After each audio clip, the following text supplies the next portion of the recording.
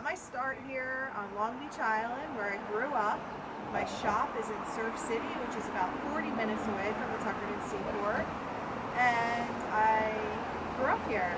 And I've always loved glass. And so eventually I started Swell Glass Studio.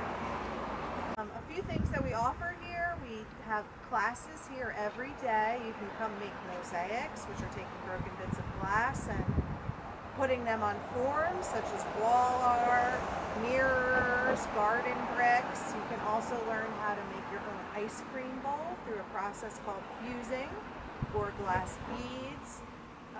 You can also learn how to make sun catchers. They're really fun for all ages. And we are open every day now. And we're always making fun stuff. If you don't want to make something of your own, you can always come in and see what we're doing and just ask questions and have some fun. When I was a kid, when I would stay home sick from school, my mom would take me to the Surf City 5 and 10, and we would pick out little plastic melting stained glass windows, and that's probably when I got really interested in working with stained glass. And then from there, I wound up just always loving it, and I became a stained glass artist a little bit later in life. I worked in a studio in California, and then I moved back here and opened Swell Glass Studio, and right now here we are making a lot of new windows for a major collection. And right now we're making stained glass windows, and that's a slightly different form of working with glass. It's a very old form that originally started in the United States. In New Jersey they used to make glass right near where we are here in New Jersey. So we're carrying on the rich tradition that is in here in New Jersey, right here in Surf City.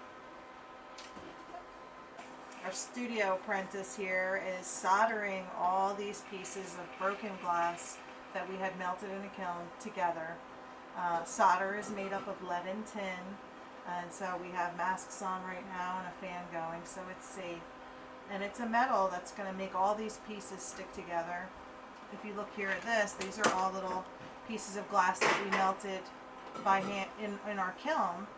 And so they're all different shapes and sizes. And we put them together in a pattern so that it kind of looks like a sunrise. And here is soldering together. The reason they're wrapped in this copper tape is so that the solder, which is, she's using this iron to melt with, can keep the pieces stuck together. Solder doesn't like to stick to glass, so that's one of the parts of the process. This is a different technique than actually working with flat glass, which is what some of these other windows are made up of. We like to work in a lot of different coastal motifs. This is a crab window that we're finishing on. We still have to put some details to it, but we're using a lot of sun and oceany colors right now in our work because we feel like we're at the beach and we want to celebrate that. So what's going on here is Sarah is cleaning oxidation off of the border of the piece. This is a metal, it's called zinc, and the reason she has to do that is because we have another chemical here that we're going to put on the piece, and it's called patina. And patina is going to prematurely age the piece, but it's actually going to make it look more finished. Alright, and now it's getting aged, and it's changing. It smells really bad too, in case you're wondering. Alright, and so then we do both sides, so you can see how it's darker now. A lot of times when people make the windows, they're like, oh, I really like it silver. But in the end, like, it's going to age anyway, so we just do it in advance, and then that way we can put a polish on it, and that makes it look a lot more finished. I guess working with glass is kind of a folk art because it used to be a tradition that artists kept very secret throughout time, like in Europe when they first started making the stained glass windows. People had to be very secretive about what they were doing and how they made things. And then when people came over to America and started working with glass, it was a very secretive industry even then, to make the windows, to make the glass. People kept their glass recipes secret. And I got my training in a studio in California, and I learned a lot about glass, but I started from the bottom up. I learned by stocking the shelves, helping the lady run her business, and learning all the different types of glass available and the techniques and different ways you can make things. I've since learned to innovate and do other things all on my own. But a lot of what I know started in a studio in California, and then since then I've basically just been self-taught and learning by working with the materials that are given to me. Hey everyone, I'm Maddie, and today I'm going to show you how to make a mosaic out of CDs. So the materials you'll need are some CDs or DVDs. DVDs tend to be a little shinier on the back, but whatever you have works. You'll need a pair of scissors, a butter knife or a screwdriver, a blow dryer if you have it, and then some glue and something that you want to make your project on. So today I'm going to do a type of frame, so you could cut a frame out of cardboard, or something else that works really well are popsicle sticks. I'll show you how to glue them together. Something you want to glue these little pieces of mosaic on. Another option, maybe you have a little pot at home that you want to decorate, or anything else you might find. So go ahead and collect your materials and we'll get started.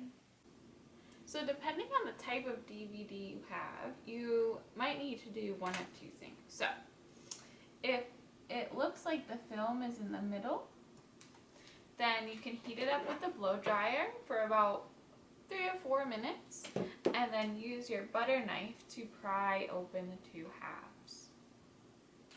Some CDs will cut pretty easily with scissors, like this one. The surface isn't really chipping and I'm able to cut through it pretty easily. If that's not the case for you, you can also heat up the DVD with the blow dryer and then try to cut it while it's a little warm, or do the prying technique. If you don't have a blow dryer on hand, you could put your CDs out in the sun for a few minutes, maybe on the concrete or the asphalt, and let them heat up, and then try to cut them as well. You can cut them into whatever size or shape you want.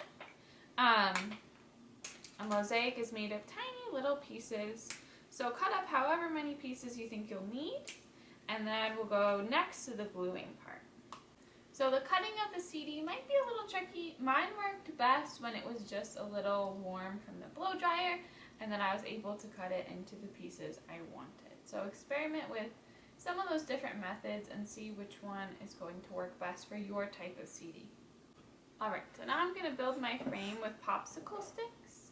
And again, if you wanted to use any other materials for your mosaic, you can. That is totally up to you.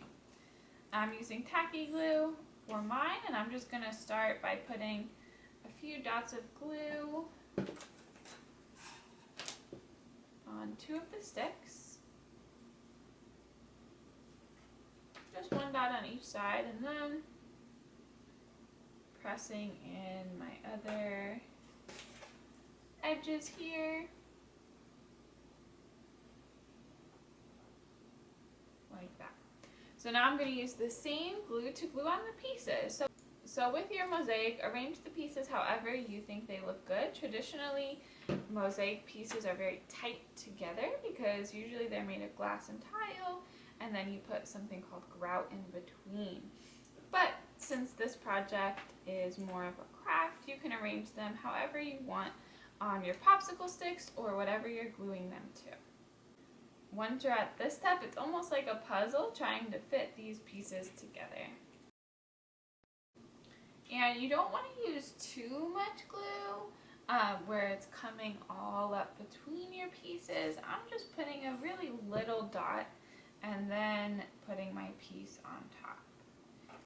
Alright, so I fit on all the pieces that I wanted to. I'll let it dry for maybe an hour or 2, so I know it's totally dry, and then I could hang it on a wall or put a picture in it, whatever I want to do.